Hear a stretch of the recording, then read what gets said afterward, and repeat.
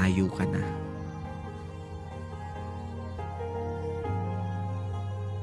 Kung titingin sa hakbang ng iba, parang naiiwan ka.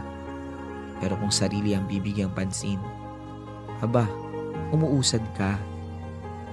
Maaaring pagtagpuin tayo sa ilang bahagi ng paglalakbay. Pero ang totoo, kahit kailan, hindi naman talaga tayo magsasabay-sabay.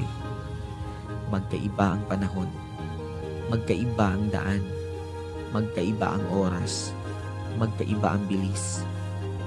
Minsan, nakadepende kung saan nakabaling ang paningin.